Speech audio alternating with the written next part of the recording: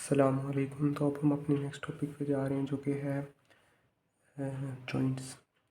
अब जॉइंट्स जो हमारा चौथा टॉपिक चैप्टर है, इसके अंदर हमने देखना है कि जॉइंट्स क्या होते हैं, इनकी क्लासिफिकेशन कैसे होती है, फिर इसके अंदर डिफरेंट पार्ट्स क्या होते हैं, कंपोनेंट्स क्या होते हैं, इसके अलावा इसकी स्टेबिलिटी के फैक्टर्स डिफरेंट जो होते हैं, मूवमेंट्स कौन कौन सी होती हैं और इसके डिफरेंट क्लिनिकल्स होंगे। ठीक है, तो मेन जो चीज़ है सबसे पहले वो है क्लासिफिकेशन ऑफ जॉइंट्स। अब क्लासिफिकेशन ऑफ जॉइंट्स हम करते हैं किस बेस पे, जब भी आप जॉइंट को देखोगे। अब जॉइंट क्या चीज़ होती है, जॉइंट की बेसिक डेफिनेशन है यूनियन बिटवीन टू और टू प्लस बोन्स। जब भी दो बोन्स हमारे पास बॉडी में पड़ी होंगी ऐसे, तो हमने उन दो बोन्स को एक साथ जोड़ना है, क्योंकि अगर उसके बगैर बोन्स वैसे तो पड़ी हो ही नहीं सकती। अगर आप काफ़ी सारी बोन्स ले लो तो आप उनका सिर्फ एक ढेर बना सकते हो, बजाय कि उनका एक प्रॉपर स्केलेटन बनाओ, जब तक आप उनके दरमियान जॉइंट्स ना बनाओ। फिर अगर आप सिर्फ कोशिश ये करो कि उन बोन्स को जोड़ दो, ठीक है, सीमेंट से या किसी और मटेरियल से, उसमें बोन्स जुड़ तो जाएंगी, एक पूरा स्केलेटन तो बन जाएगा, लेकिन उसमें मसला ये है कि अब वो मूवमेंट नहीं प्रोवाइड कर सकता। तो जॉइंट्स के दो मेन फंक्शन है, एक तो ये दो बोन्स को एक साथ जोड़ता है, और उसके अलावा जो मेन फंक्शन है वो ये है कि ये मोबाइल होता है, मूवमेंट भी प्रोवाइड करता है। ठीक है, तो जॉइंट्स की हम मेन क्लासिफिकेशन करते हैं on the basis of joint cavity. Joint cavity क्या है कि जॉइंट के अंदर एक दोनों बोन्स के दरमियान में कैविटी हो भी सकती है और नहीं भी हो सकती। ठीक है, जिनके अंदर कैविटी होती है, डायआर्थरोसिस या साइनोवियल जॉइंट, उनमें मूवमेंट ज़्यादा आसान होती है, इजीली मोबाइल होते हैं वो। जो सिन आर्थरोसिस होते हैं उनमें यूजुअली मूवमेंट बहुत कम होती है, बहुत कम ही ऐसे जॉइंट की मूवमेंट होती है नॉर्मली। तो ठीक है, on the basis of joint cavity हमने इनको डिवाइड कर दिया दो टाइप्स में। एक है सिन आर्थरोसिस। सिन का मतलब मेनली होता है फ्यूज्ड, और आर्थरोसिस जॉइंट, और इसमें क्या होगी, कैविटी नहीं होगी।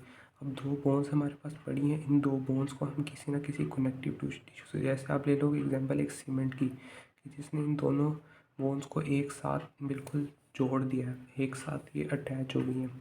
ठीक है, तो ये हो गया हमारे पास सिन आर्थरोसिस, इसके अंदर कैविटी नहीं होगी।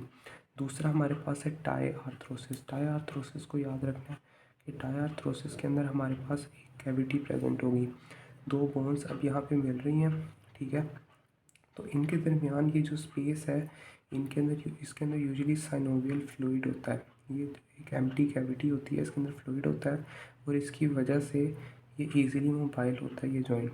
ठीक है, तो डायआर्थरोसिस कैविटेटेड जॉइंट, और सिनार्थरोसिस जिसके अंदर कैविटी नहीं है। अब सिनार्थरोसिस में जोड़ने वाला कोई ना कोई कनेक्टिव टिश्यू होगा। अब कनेक्टिव टिश्यू हमारे पास दो तरह के हैं, उसकी बेसिस पे हम इन सिनार्थरोसिस को डिवाइड करते हैं दो मेन टाइप्स में। पहली हमारे पास है फाइब्रस टाइप, और दूसरी है कार्टिलेजिनस टाइप। जिसके अंदर fibrous type of connective tissue होगा वो हमारे पास होगा फाइब्रस जॉइंट, जिसके अंदर कार्टिलेज अब क्या है, एक specialised form of connective tissue है।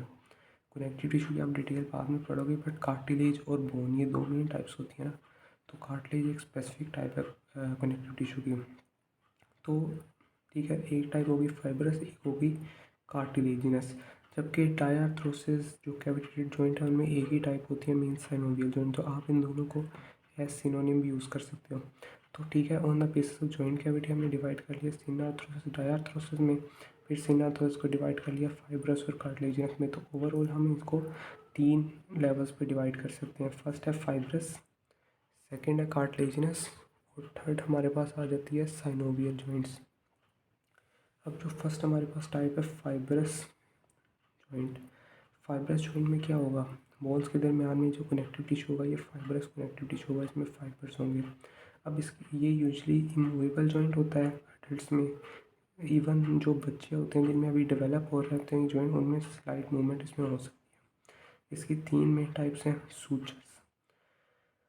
सूचर्स कौन से जॉइंट होते हैं, जो स्कल की बोन्स के दरमियान होते हैं। जो स्कल की बोन्स है हमारे पास ब्रेन की, उन स्कल की बोन्स के दरमियान में जो भी जॉइंट बनेगा उस जॉइंट को हम कहेंगे आमतौर पे सूचर्स। सिर्फ जो क्रेनियम में हमारे पास कुछ ही बोन्स होती हैं जिनमें सूचर्स नहीं होती, यूजुअली मोस्टली बोन्स जो है ना सूचर्स ही बना रही होती हैं। ठीक है, इसकी डिटेल हम बाद में पढ़ेंगे। फिर सिंटस्मोसिस होगा दो बोन्स के दरमियान में फाइब्रस कनेक्टिव टिश्यू से जुड़ी होंगी, और ये जुड़ी किस तरह होंगी, इंटरोशियस लिगामेंट। यहाँ पे फाइब्रस कनेक्टिव टिश्यू एक इंटरोशियस लिगामेंट बना रहा होगा। ओशियस का मतलब होता है बोन और इंटर का मतलब होता है उनके दरमियान, मतलब दो बोन्स के दरमियान में एक लिगामेंट की तरह इन दोनों बोन्स को कनेक्ट कर रहा होगा, तो वो होगा इंटरोशियस लिगामेंट। जैसे ये बोन का प्रोसेस है, जैसे ये एक बोन का प्रोसेस है और ये एक बोन का प्रोसेस है, तो इनके दरमियान में ऐसे करके इंटरोशियस लिगामेंट होगा जो इनको बाइंड कर रहा होगा, तो ये होगा सिंडेस्मोसिस।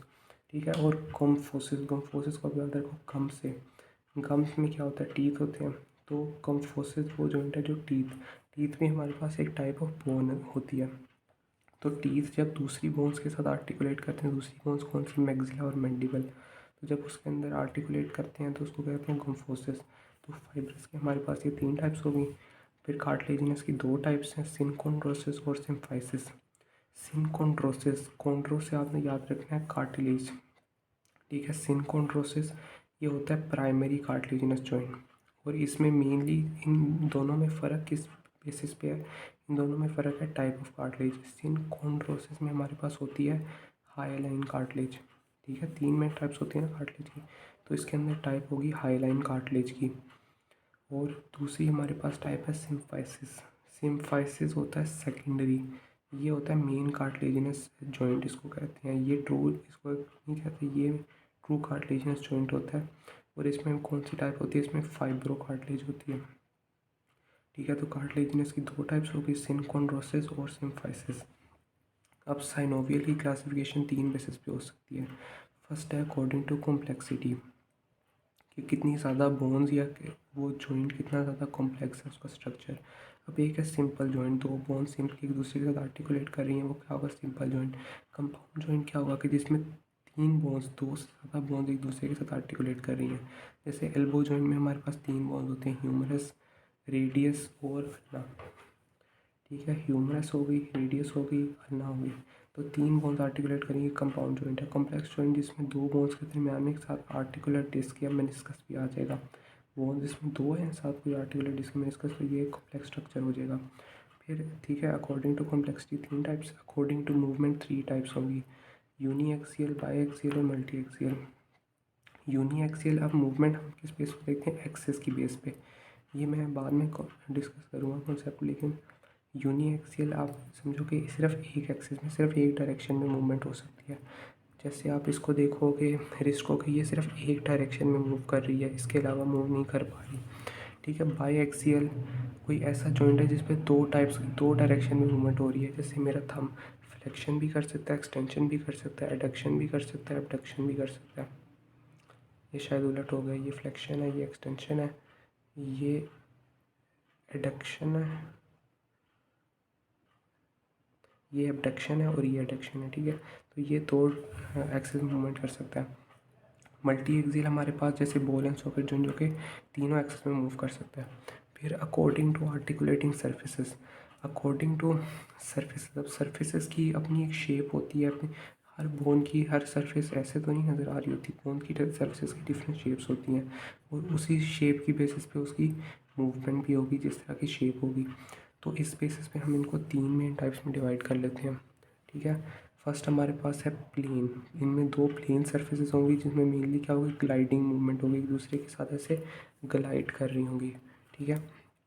फिर एक हमारे पास आ जाएगी हिंज, जैसे दरवाजे का हिंज होता है वैसे हिंज जॉइंट। एक होगा पिवट जॉइंट, ठीक है, plane joint, hinge joint, pivot joint.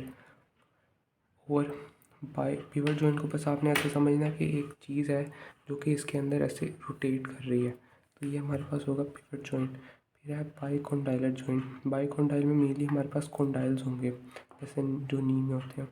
फिर एलिप्सोइडल जॉइंट, जिसमें एलिप्सोइडल सरफेस होगी। फिर सेलर या सैडल जॉइंट, जिसमें सैडल शेप होगी दोनों सरफेसेस की। और बॉल एंड सॉकेट जॉइंट या स्फीरोइडल जॉइंट, जिसमें एक सरफेस जो है ना स्फीयर की तरह होगी और दूसरी ऐसे होगी, और ये बॉल एंड सॉकेट जॉइंट होगा। तो इनकी डिटेल मैं बाद में डिस्कस करता हूँ, लेकिन आप लोग सिर्फ इसकी ना क्लासिफिकेशन को एक समझ लो।